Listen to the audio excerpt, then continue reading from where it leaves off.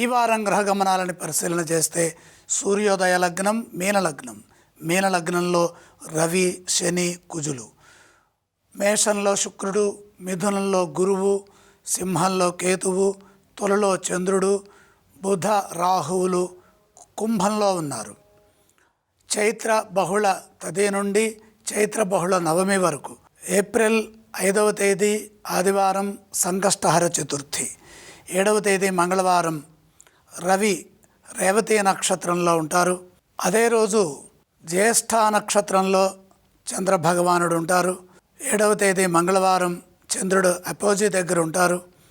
అలాగే 8 బుధవారం చంద్రుడు దక్షిణ క్రాంతిలో ఉంటారు.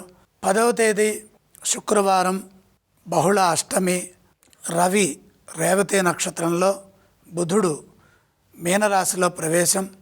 ఇవి ఈ వారంలో ఉన్నటువంటి విశేషాలు.